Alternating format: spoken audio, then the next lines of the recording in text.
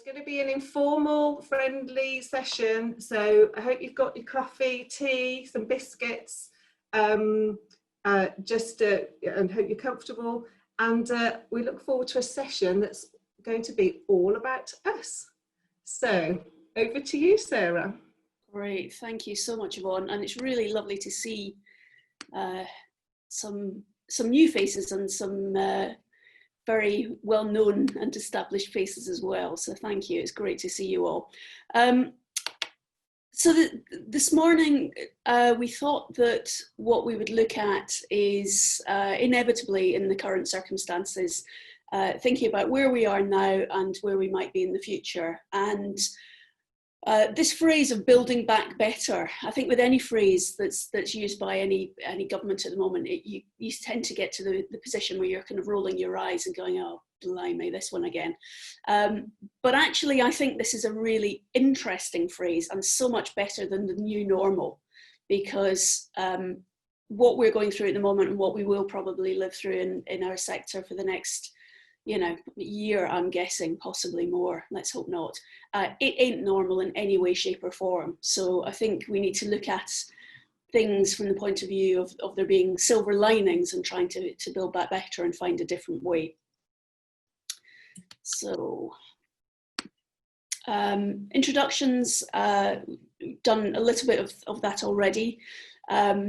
Just in terms of my own background, I was originally a French horn player many years ago. That was my training, but fell into fundraising quite swiftly after leaving music college.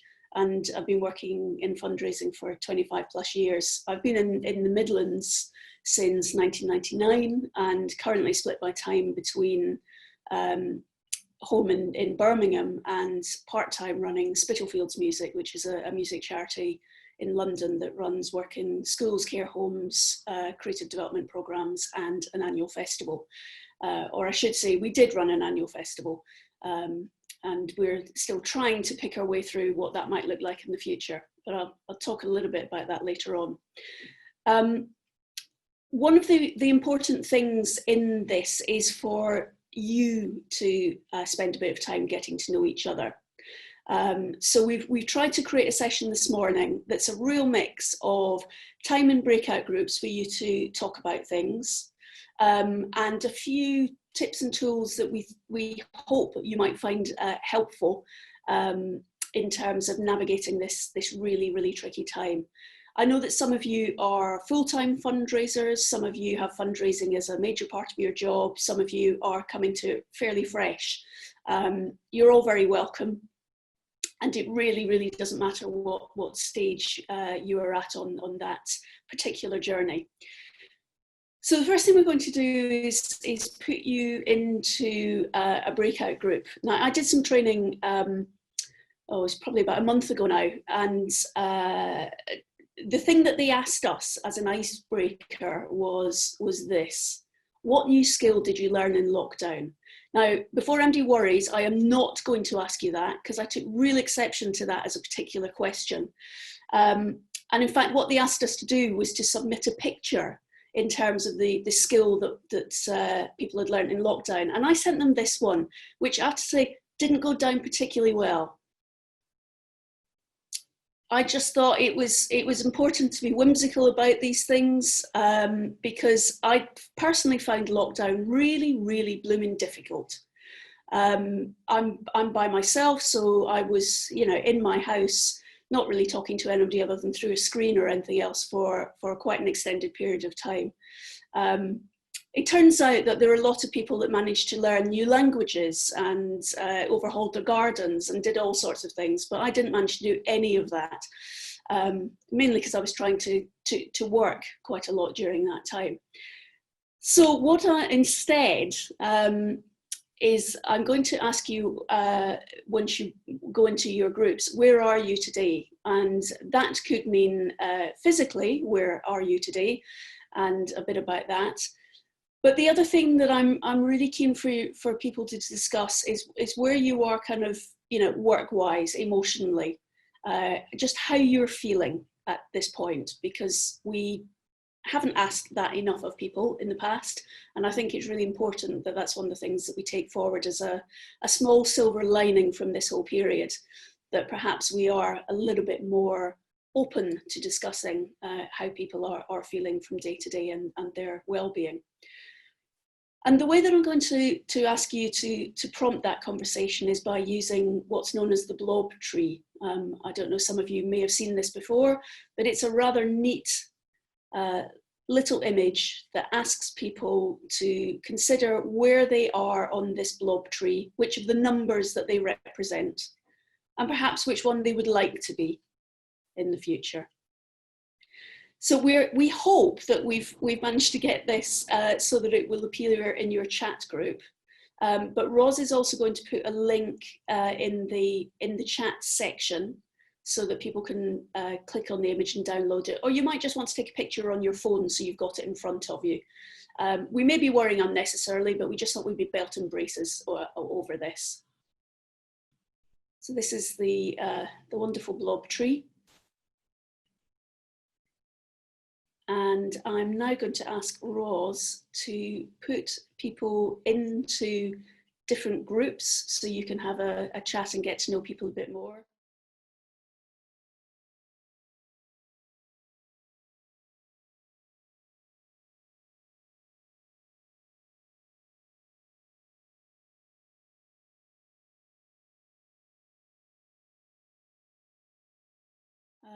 How do people find that? Is the blob tree something that you've used before? So thumbs up, brilliant, thank you. It was good. Does anybody want to reflect anything back on that particular part of it? Oh, proper thumbs up, thank you. We had quite a few people that had been up and down the tree and around it in all different parts. Some people, you know, who were number 14 and falling, and you know, other people at the top of the tree at number 20. But we were just also having a real conversation about Zoom and being in this situation, how it's not really real, and how we are doing this. We would just know how we do this strange waving, and that we've all adopted now. And so yeah, we were just having and just getting to know each other actually, which was really, really nice. Yeah, I think it's a massive challenge, isn't it, about Zoom? Certainly, I've got one colleague who had one day in the office before it was shut, and still hasn't met some of the people that she's line managing, which I think is a weird situation to be in, a really challenging situation. You know, I think for Andy trying to do anything creative as well through Zoom, I don't think it's the easiest way of pulling that sort of thing together. I now use this quite a lot with the team at Spitalfields, just as a sort of a quick barometer check from week to week on how people are, and it is that point of, you know, where you are one day can be completely different the next day, and that's absolutely fine. There's nothing wrong with that. I think my favourite is not actually where I am today necessarily, but I think my favourite is number 9 in the bottom left-hand corner, because they're not very far off the ground, but by heck, they're having a good time on that swing. So I think that looks quite a fun place to be most of the time. Okay, let's move on a bit at this stage. So this is what I think today. I think fundraisers are superheroes and superheroines. And one of the reasons for saying that is that this has been a really, really challenging time, of course, for everybody, personally and corporately. But I think in particular, fundraisers have had a really difficult challenge because there's been just so much to do. There's been last minute applications for emergency funding. There's been trying to keep existing funders engaged and supported. There's been talking to all sorts of people inside your own organisation and externally as well on what needs to happen. And I think that is a massive challenge that just needs to be acknowledged by everybody at the moment. And I hope that in your own organisations that is being acknowledged, but if it's not, then I salute you in lieu of your own organisations. I don't know about anybody else, but certainly I had moments during lockdown where it seemed like there was a new funding stream coming on every single day, and there was that challenge of you've only got a fortnight to apply, and the sort of the guilt that you felt if you were possibly going to miss a deadline because you just needed a day off or something like that was huge. And certainly the Arts Council applications, for those of you that may just have been through doing one of those, I say Arts Council, I think the most recent ones, to be honest, are DCMS funding applications that the Arts Council is having to front for them because it's not really up to their usual standard of operation. Let's park Grantium because we all know the issues with that. But the window that the organisations have to pull this sort of thing together is really, really challenging. And I know it's incredibly kindly meant, and it's wonderful if funds can then flow to your organisation quickly, but the pressure on fundraisers has been pretty enormous. So I think it is worth acknowledging that. I have to say, for what it's worth, there's one emergency fund that we that I made an application for one organisation, and they got it, but 3 months on, they've still to actually get the cash. So it's one thing winning it through, but it's another getting it in your bank account, which is quite a challenge. Keep forgetting that my arrows don't work when I'm screen sharing. Apologies. So a big question for me is, how will we get through this? These are difficult times now. They're going to continue to be difficult for all of us in different ways for quite an extended period of time. And I took inspiration quite early on from an article I read by a woman called Nicole Bradford, who works in tech, actually. But she put something together that really struck a chord with me. And I've used quite a lot to inform my thinking in recent months. And it was this, that we are all part of, oops. Keep moving you around the screen so I can click. There we go. We're all part of Team Human. And that's really important at this moment, that there is that sense, that collective sense of we are all in this together, that we all have responsibility for each other. You're seeing that at the moment with people wearing masks, which isn't so much about protecting yourself, it's about making sure that others are protected, and likewise not going out of houses and into situations that might be seen as tricky. It's about protecting others as much as anything else. But what Nicole said was that during the initial stages of the lockdown and coronavirus as a whole, Team Human then split into two. You had Team Now and you had Team Next. And that really chimed with me on the basis that certainly in the organisations that I was working with as a consultant and at Spitalfields Music, we realised that people did split quite naturally into those two teams. So the Team Now people were the ones that were delivering things that needed to be done right now. So that could be a funding application. It could be delivering a workshop in a school. It could be doing the year-end accounts. It's a big range of people, and you need that because they are keeping the kind of the engine going, which is really important. However, if everybody was concentrating on Team Now, you would then have nobody looking at the next horizon and the horizon after that as well. So Team Next became very important. And one of the things that struck me was that very often fundraisers are actually flipping between the two teams. Chief execs are also flitting between the two teams quite a lot. But that's not necessarily the case for all people in an organisation. Some of them fall quite squarely into one or the other. And on that basis, the divide between the two parts of the organisation began to be quite apparent. That there needs to be really good communication between Team Now and Team Next to ensure that there is a future for the organisation and that it all moves on. So in terms of how that played out, I thought I'd just talk you through a little bit about what happened at Spitalfields Music, because I think it's a neat illustration. I think probably illustrates this quite well.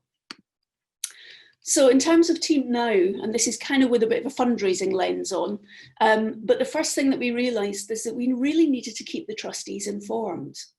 I mean, of course, one should be doing that anyway in a situation where you've got trustees. If you don't have trustees, you will have stakeholders of some sort.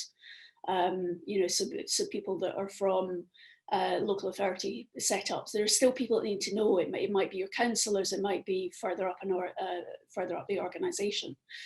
But it is really important to keep them informed, because they're people too. They're scared. They've got all the problems in their home lives to deal with, like homeschooling and worrying about relatives getting sick and being locked up in a house or a flat. But also they have the liability of the organisation. So it's really important for the employees, the officers of an organisation, to make sure that the trustees know what's going on. And I say that partly with a hat of being a trustee of a number of organisations, and it was quite marked for me. I'm a trustee of 4 different organisations at the moment, and one was utterly brilliant about keeping me informed on what was going on. But it was a bit of a continuum right the way through to the one where I had to contact them and say, could you just give us an update on cash flow and what you're doing about the furlough scheme? And I was told, oh, I didn't think you'd be interested. I was, funny enough, but I think it's really important for people just to keep that in mind. So keep your trustees informed. We then spent quite a lot of time checking in with colleagues about projects. Now, it's not an enormous team, it has to be said. You know, there's only, I think, 6.2 of us if you add together all the part-time workers that we've got. But with us suddenly being scattered to homes in different parts of the country and working through, you know, home laptops and all sorts of things, communication was suddenly quite a challenge to us. So making sure that we knew what projects were actually going ahead. Where we are, particularly with schools and with care homes, there were very particular issues there. One of the problems that we had at Spitalfields Music was that in Tower Hamlets, where we work, only 17% of kids were involved with their schools during lockdown. So there's a massive, massive issue there. And when we were told by schools, just don't bother trying to put anything online, we thought it was a cop-out. It was because there's just no way for a lot of those kids to engage with schools, because they perhaps don't have Wi-Fi at home, they perhaps don't have a computer, or if they do, there's only one, but there's many kids and then parents, and everybody needs to go on the computer at different points. So it was really challenging. We then needed to speak to funders very quickly. To let them know what was going on, to reassure them that we were still trying to operate in some way, or if we weren't, that we had beginnings at least of plans to move forward in the future. These 2 next things were things that we should have picked up sooner, if I'm absolutely honest, but we didn't, because like everybody else, we were in a bit of a sort of, you know, panic's probably a bit strong, but that sort of moment of, I'm not quite sure what this is, you know, I've never had anything like this before. So making sure that any monitoring and evaluation that should be being done was still being captured. One of the things we found very quickly was that a lot of the sessions that we had been doing, we had a paper register for them. Well, the paper register was in the office and the members of staff were elsewhere. And also anything that we were able to do online, we just forgot at the start to make sure that we were capturing the information on people. We were just so damn chuffed to have got something up and running. But also capturing information for the annual report. we're very aware that the annual report that we're going to write this year, our year end is actually the 31st of August, is going to be a pretty weird one, because there's going to be 6 months of insane activity and then a bit of a blank page. But it was really important for us to even to do things like screenshots of Zoom calls, you know, just to capture the moment that we had been going through. And then, of course, scanning the horizon for future challenges. There were, as I've just talked about, the immediate challenges that everybody had to deal with, but we needed to think about what was coming up in the future, and also to see if there was possibility of matching up future challenges with future funding pots. And that, for me, is one of the big challenges at the moment, that there's the kind of the tail end of the emergency funding, but that's only for projects that are maybe up until Christmas or something like that. Well, we're in September already.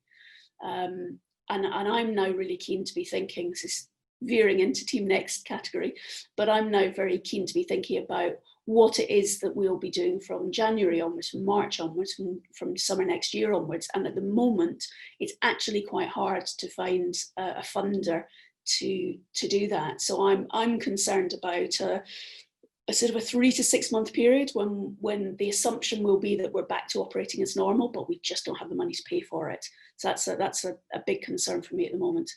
And then speak to funders. Again, you know, it's really important to keep them involved.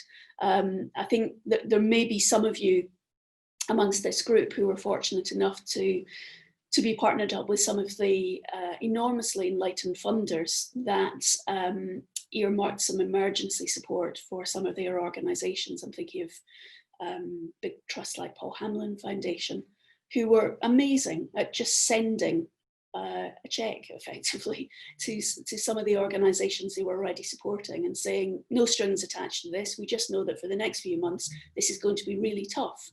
So, you know, here you are with a proportion of your grant, an additional amount as a proportion of your grant to keep the lights on or the computers on or whatever you need to do, you know, spend it as you need, which I just thought was the most incredible, humane thing for them to do. Really, really wonderful. And they weren't the only ones that did that.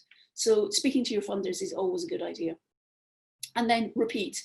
We found that this was a thing that just kept going round and round and round. It certainly felt to me at times like a hamster on a wheel. I personally wasn't very good about taking a day off. I think I worked 7 days a week for about 3.5 months, and then realised that I really did need a bit of a time off. So I had 2 days, which was all I could have.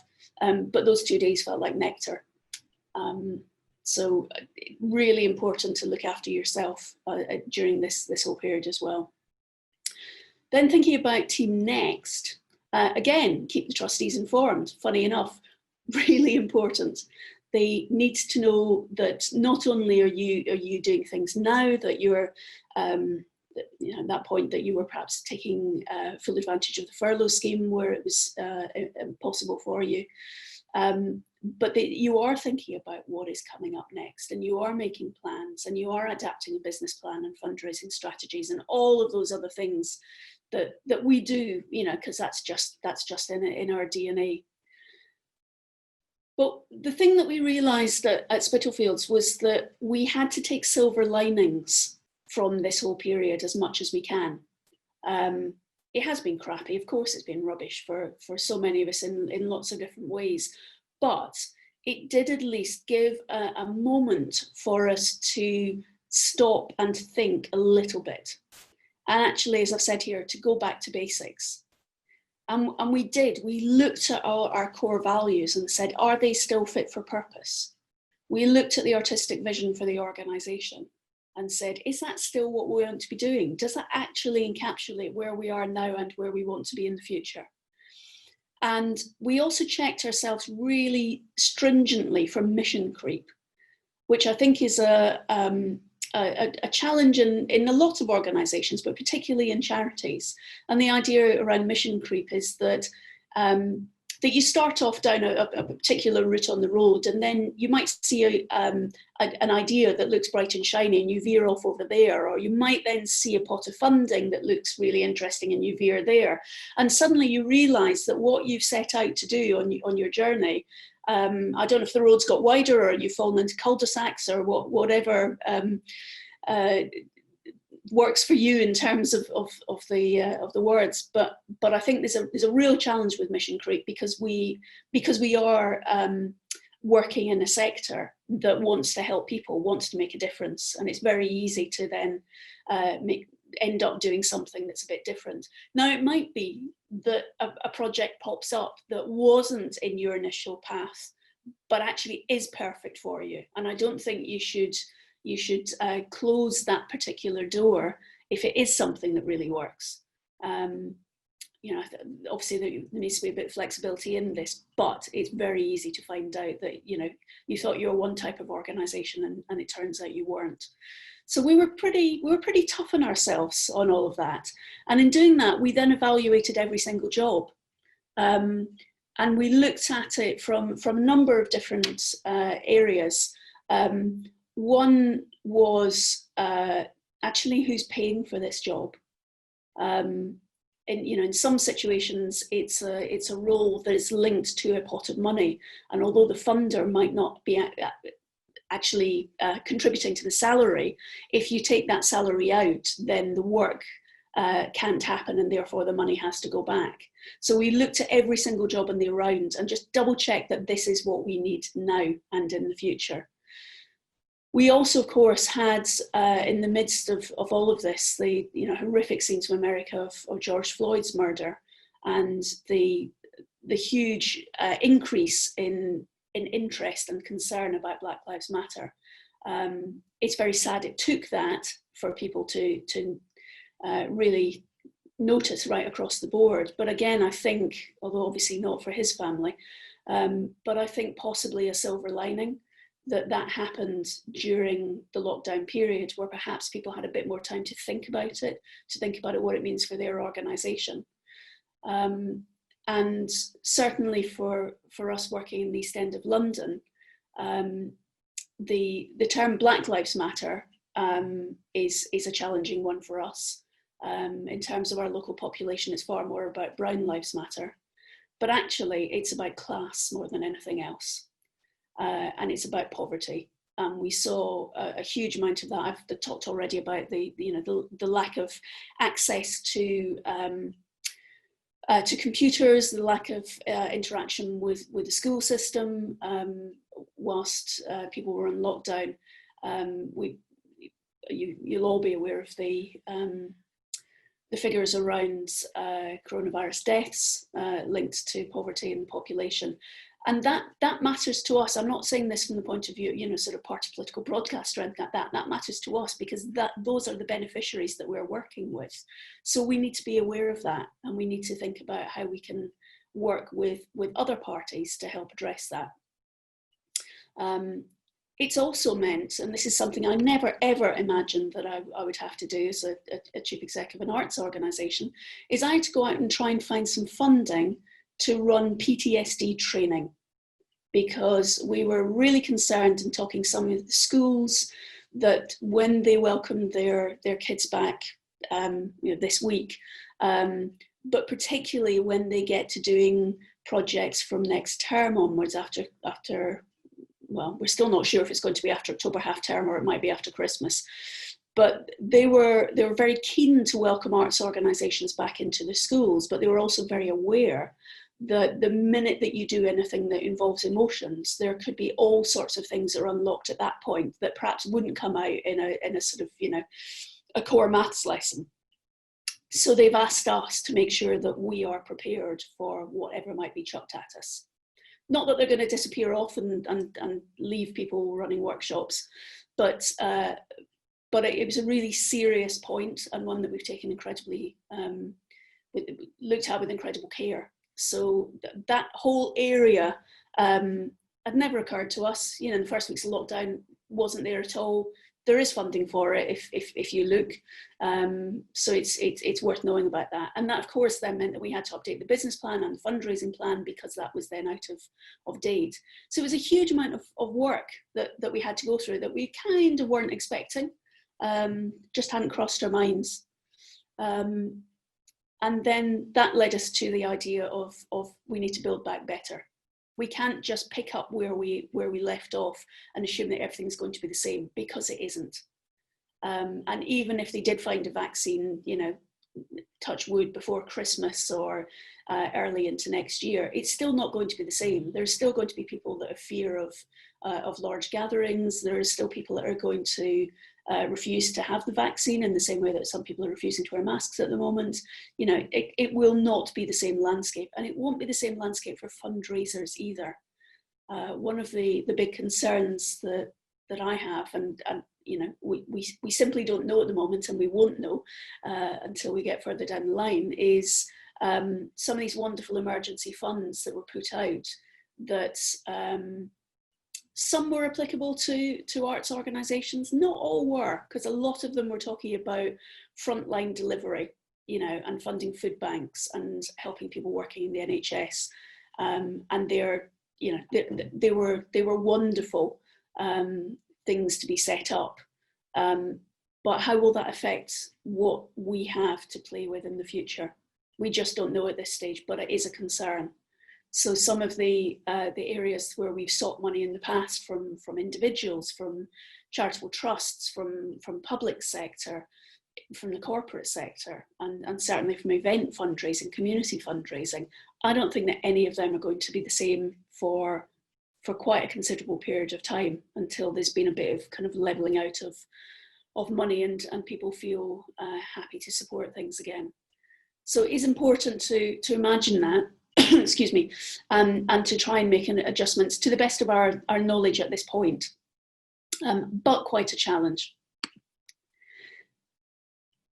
So in terms of Team Now and Team Next, I'm going to ask you to consider what your role is in Team Now and or Team Next, because as I said, I think people that are fundraisers automatically kind of straddle both teams in an organisation, because you have to, bluntly. You know, you're still stewarding the existing grants that you have at the same time as you're thinking about what's over the next horizon, and that's an incredibly important role that we play in organisations. And I think also as such, it means that we have to be incredibly good communicators within an organisation, because we are often the sort of, it's a bit like shuttle diplomacy, isn't it? You know, the person jumping from one group to the next.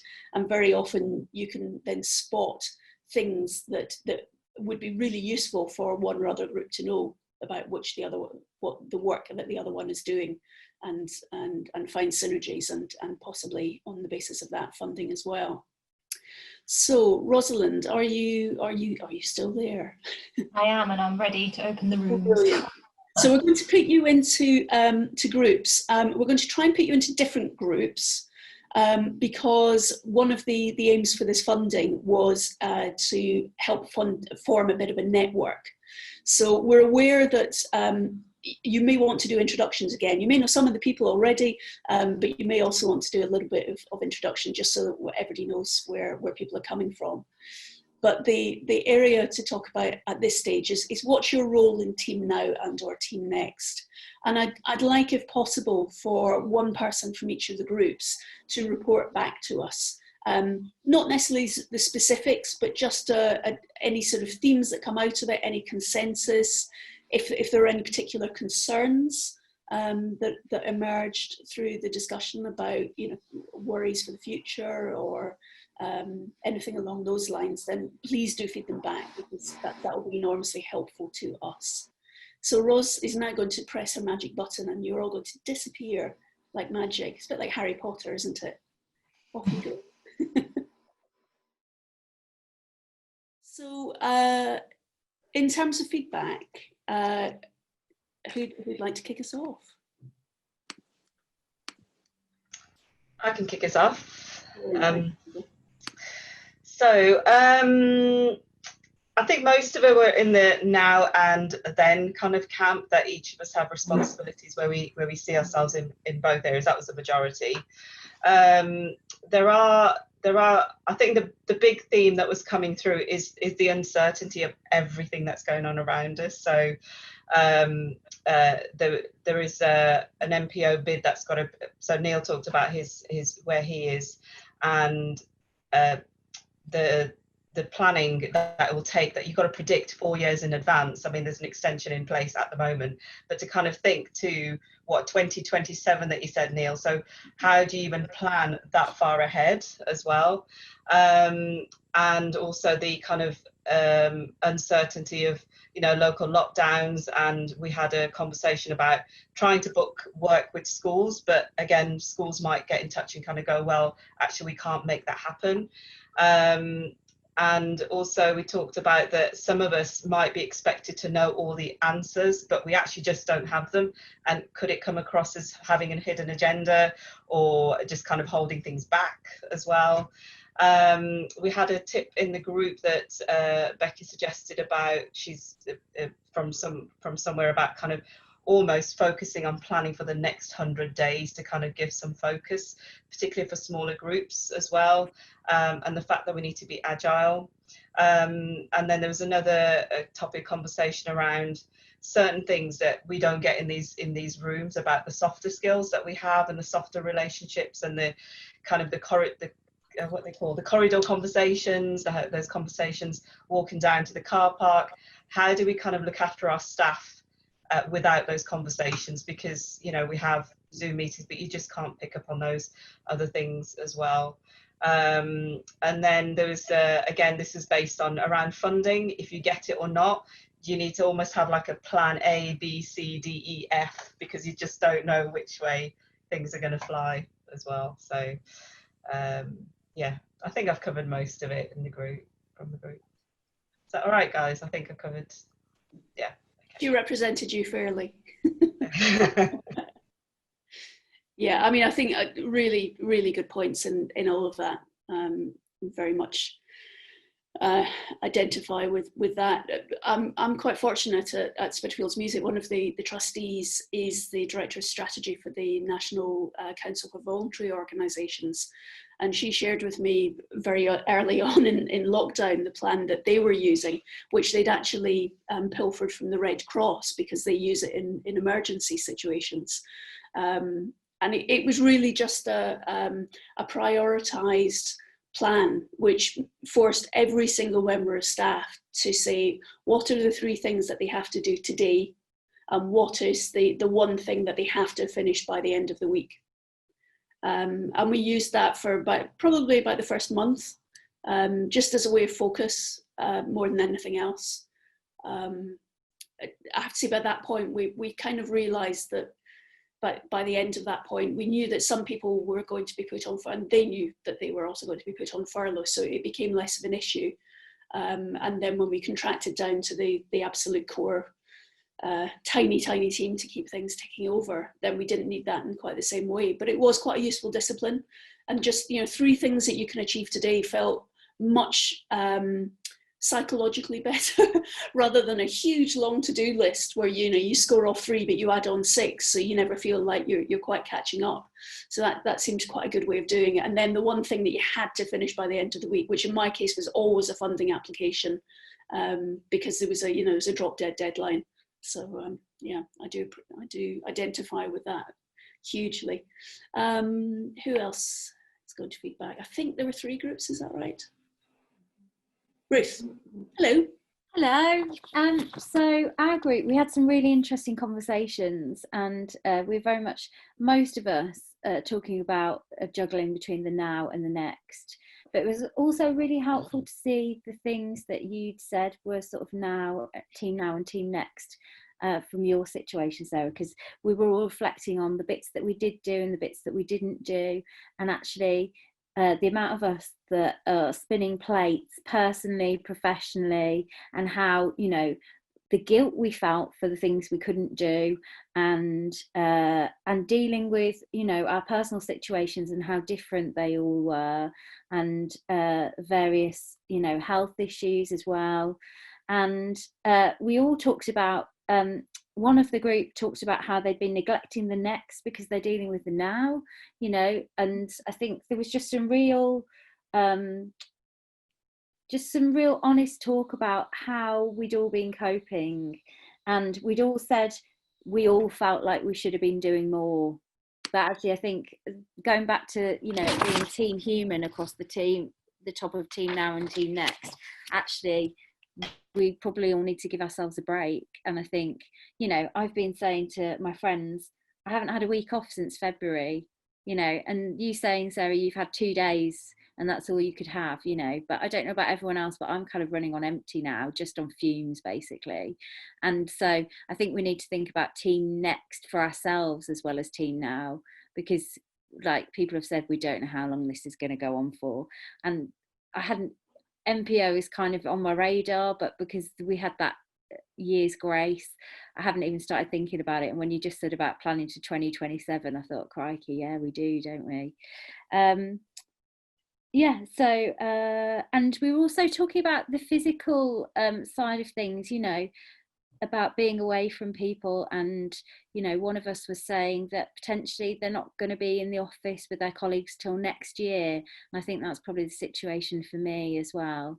And just, you know, I was working with an artist over the summer who was saying we need to be careful because we're all getting Zoom fatigue now, but yet when the colder months kick in, that's when we're really going to need things like Zoom. So how do we, and I haven't got any answers, but I think we all need to think about that and our own mental health as the nights draw in, and actually how we carry on subsisting like this, especially those of us that need to isolate or live by ourselves. So yeah, so lots of really interesting conversations, really interesting, and not just about work and fundraising, but the whole team human. Thank you. And a friend of mine said the other day, she and I had been comparing notes about eye strain in particular. Mainly at the start of lockdown, I think when everybody was on Zoom so much, and, you know, affecting sleeping patterns and all sorts of things. And she rang me up and said, I've just realised if we want to go to the optician and get our eyes tested, we need to do it soon because we might be locked down again. I thought, oh, blimey, it's another thing to add to the list. But she was right. So yeah, if you need to get your eyes tested, do it soon, because, you know, that might be one of the challenges again. Who is speaking for group 3? I can. I scribbled down a few notes. So quite interesting. So Katie and Jade from Flexus, they were actually saying that during now, what's been happening is they've actually met more people and networked with more people than they would do normally, obviously because you're not out delivering, so you're doing that back to basics thing. So actually that's been really helpful, and they've been and they've learned a lot and made new relationships, so that's been and they've used the time to kind of find out a bit like what you were saying, Sarah, about where we're at, where are we? So that has been quite positive.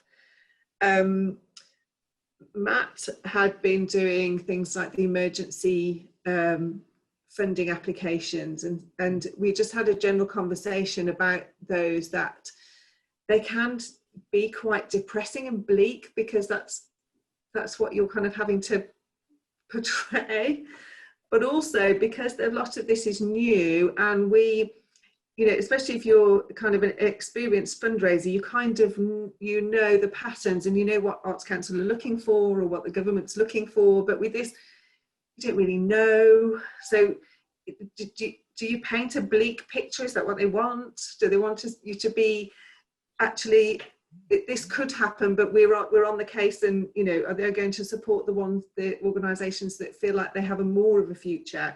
It's really, really hard to know where to pitch things, and not being able to speak to your relationship manager and all of those things.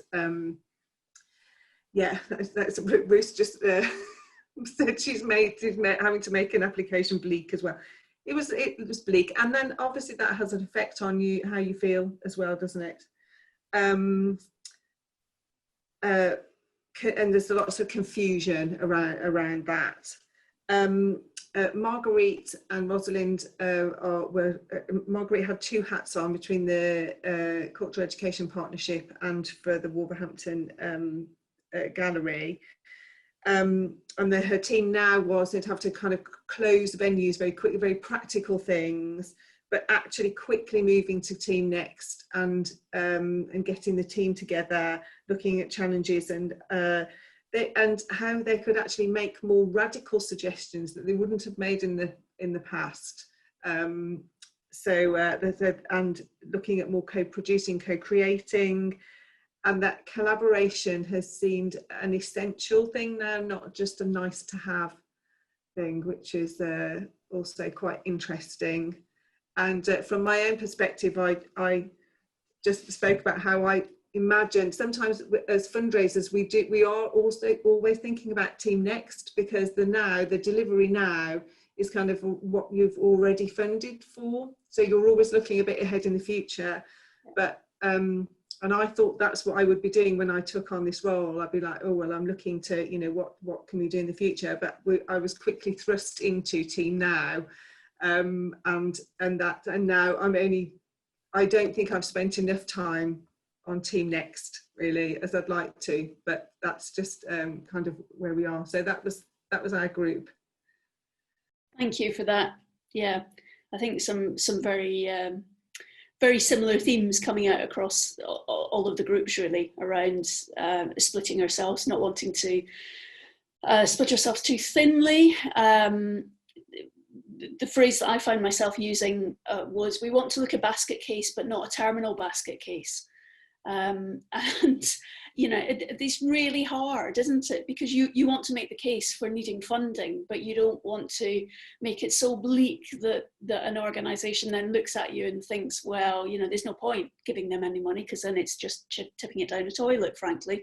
So that there is a need to sort of show that you are quite literally a going concern. But also that you have plans and aspirations and partnerships and all those things in place, and it's a real tightrope to walk, that one, a real challenge, I think. Okay, I wanted to show you just a couple of other things, because I think that they could be helpful. Those of you that know me will know that I use Ansof's matrix, which is basically a window for Foursquare, quite a lot, but I find it an enormously useful tool, a very deceptively simple tool. And this is one that I find myself going back to time and time again, which is around project prioritization. And the idea with this is that you're looking two axes. So you're looking along the bottom, the horizontal, of a project and its importance to the charity. And then the vertical axis is about the impact on society. You could change that. It could be relevance to your beneficiaries, or it could indeed be likelihood of achieving funding. But let's stick with these ones at the moment. And the reason that I find it useful is very often I've done similar things with different parts of organisations. So if you can imagine sort of 8 projects, let's say that require funding over the next 3 years, very often if you ask the fundraising team to plot them onto this matrix, you will get a completely different viewpoint as to if you ask the artistic team to plot them, or the chief executive, or the finance team, or whatever. But I do find this helpful, just in terms of crystallizing thinking. So if you have something that's a project that's of low importance to charity and it's of low impact to society, it's effectively an unwanted project. You shouldn't be doing it because there's no point in it at all. There's no market for it, and there's no real feeling that it wants to be done inside. So let's just take that one off the agenda. It's not worth it. Sarah, Yeah. Sarah, is this supposed to be shared on the screen? Oh, can you not see it? Apologies. Okay. Not quite sure why that's happened. Sorry, I put it in the chat, but no, we can't see it. So I just Sorry, I've check. minimized it. Apologies. The screen share had disappeared, gone off. Let me put it And back. that's another thing we haven't talked about, the fact we're all expected to be Zoom experts as of March this year. Yeah, You're absolutely. doing an amazing job, Sarah, but the rest of us, crikey. Sorry, apologies. You couldn't see that and I was describing it and that made no sense whatsoever. Sorry, let's go back. So this is the Ansoff matrix that I was talking about, the windows basically. So looking at on this vertical impact on society and on the horizontal importance to a charity. So if you've got something that is in this bottom left-hand box, it is an unwanted project. There's no point in doing it if you don't want to do it and the world doesn't want it. So if you have a project that you think sits in that box, then you need to be having really stiff conversations. And particularly at the moment where there isn't a huge amount of money to go around and there isn't you know, a lot of time, frankly. We shouldn't be wasting, excuse me, we shouldn't be wasting any human resources, let alone financial resources on that sort of project. You may, however, have something that is of importance to society. You can see there's a real need for it, but it's not really of importance to the charity. And that's one where I think a judgment call needs to be made. Because if it's not of great importance to a charity, it's going to be enormously hard to push this one through, both in terms of getting the funding in the first place, but also about delivering the project. So I would really caution organisations for taking on too many of those. And it might just be that you need to explain to other people in the organisation why it's important. But certainly this one is a challenge. The opposite of that, I would categorise as wishful thinking. So a project that is of high importance to the charity, but low impact on society. It may be that you decide that you want to move forward with it, but it will probably only work if you've got a bit of a, sorry about the gender specific term, but a sugar daddy to try and pull this one through. Whereas something, the unloved category that we were just looking at, if it's a high impact on society, the chances are that that's the sort of project that you could get funded. So it's a real sort of like a push me pull you, if you remember Dr. Dolittle books from many years ago. It's that tension of something that you know is going to have a big impact on society, but you're not particularly wedded to, versus something that you think is really important, but the outside world doesn't, and therefore it's going to be enormously difficult to fundraise for. And of course, the fourth quarter is kind of the holy grail, really, the surefire hit, which is something that you know you're really committed to as an organisation, but also there's an enormous impact on society for this. And those, of course, you know, as fundraisers, we all know those are the ones that are the easiest to fundraise for, because you can make the case much more easily. Now, that's not to say that the unloved and the wishful thinking ones that you necessarily shy away from, but I think you need a discussion internally as to why one would proceed with them where one or other of those characteristics isn't there. But definitely the ones in the bottom left-hand corner, if you've talked it through and you still think it's unwanted, then just leave it, because you will drive yourself completely mad trying to make the case for it and find the money for it. And if it's not something the outside world wants, not an enormous help. We're going to break into the final breakout room for this morning, and really this is the question that we want to sort of end up on. We've got a couple of slides when we come back together, but I wanted you to ask of each other, what are your priorities, and importantly, how can we help? So there's an ongoing series of these discussions, but there's one other at the moment specifically scheduled around this. So how can we use that final session in a couple of weeks' time to help you with your priorities? I mean, some ideas that we'd had in just talking things through. Might it be around how to work effectively in partnerships? Might it be very specific ideas on, when it comes to it, you know, for a big application, is there a way of us each proofreading others' applications just for a fresh pair of eyes on it? Is it worth sharing ideas of projects that people have got coming up? Because if there are synergies, it might be more effective for 2 or more organisations to apply for a bigger pot of money, but do it jointly. So I think that this is an opportunity for sort of creative ideas and also suggestions on how we can help facilitate that, both in the next section and moving forward after that again. So Rosalind, I'm going to get you to do your magic and make people disappear. Ready? Great. So feedback. What are the priorities and how can we help? Who's going to go first? Shall I go, Sarah? By all means, Martin. Yeah, we talked about what you mentioned, partnership, collaboration.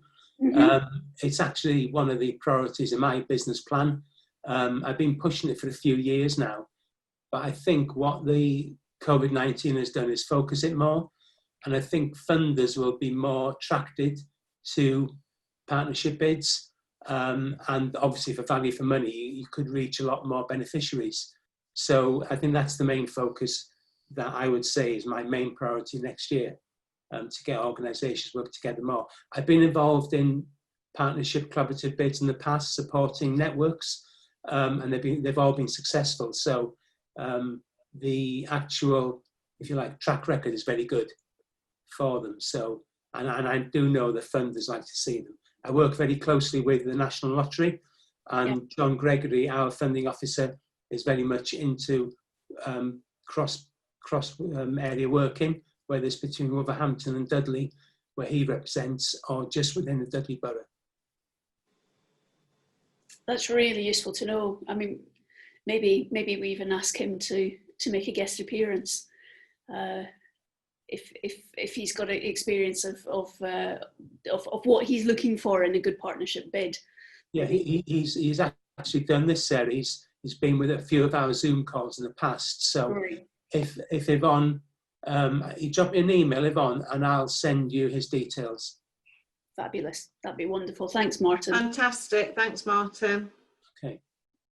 Yeah, I think one of the challenges with all of this, and you'll know this having done them in the past, is that sometimes when funding streams come on board for partnership setups, if you don't have the relationships already in place, it becomes a bit of a shotgun wedding, and I think it can be quite challenging.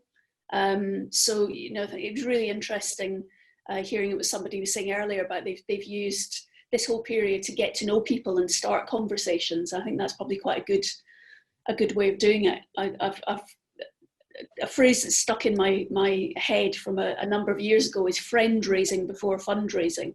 Yeah. That you need to have the relationships in place before you can start fundraising to make them happen. I think that's probably quite a good advice for this point.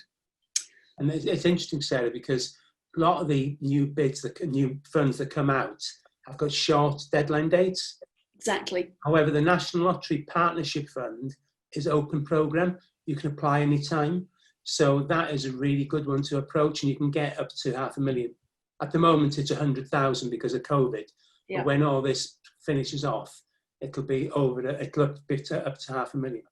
Brilliant. That's a really good nugget of advice. Thank you for that. Fabulous. Next group. Shall I go next? Go for Heather, thanks. Yeah, so in terms of the priority, I think quite a few of us were saying it's been, during COVID, it was very much sort of that emergency that's supporting to sustain. Then that sort of coming out of COVID, it's more about looking into the future, and my particular sort of focus is very much around sort of culture, the role culture can play in sort of that revival. But I like Dudley CVS described it as recovery, rebuild and reshape. But the other thing that came out, 2 organisations are using it as a bit of a opportunity to reimagine what it's going to look like in future, which I also thought was really good. In terms of help, we talked about very much around CBC's role, is very valuable in terms of that wider Black country perspective, those opportunities for collaborating, also that reassurance that they give to the funder. Some of the partners felt that it's important to maintain the momentum from the volunteering and that community spirit we got through COVID, and the importance of collaboration. And I just mentioned that part of my role is we will work with other organisations also to support them bring in money, and I think that's similar to sort of the funding teams in other local authority areas. That's brilliant. Thank you so much, Heather. And then the final group, last but not least.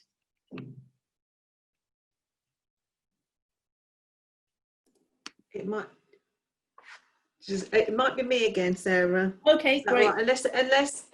Unless somebody else, Matt or can't remember who's in the group now, Rosalind and Angela, did you want to speak?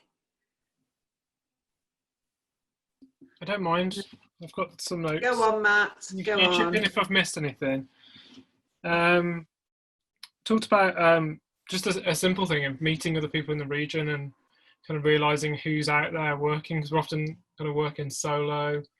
And yeah, just that awareness for potentially developing partnerships could be a really important thing to come out of this group.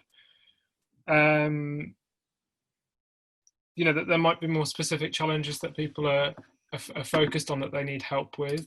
So that could be identifying funds, or if someone's working towards a tight deadline for something. Planning tools like the matrix you shared, Sarah, are always really useful in terms of planning, and then that can be an asset for an organisation. So if we're using different tools, maybe we could focus on that.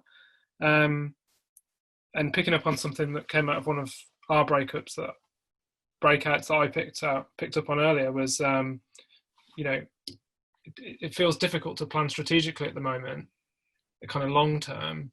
So do we need to take new approaches to strategic planning? And if we do, then how are we approaching that individually, and what can we share from our learnings? So perhaps having to be more agile, more responsive, and more flexible and fluid.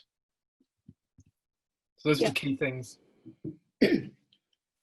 That's great. And you said interrupt if you'd missed anything. Does anybody else in that group think that just want to come in with anything else? I'm sure you've covered it all, Matt.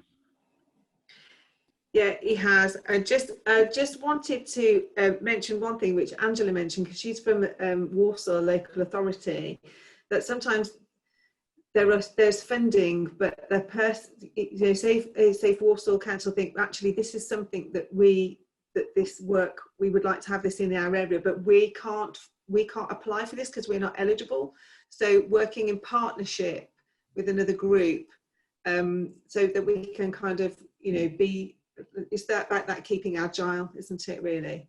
And keeping open to all the funding opportunities that are out there.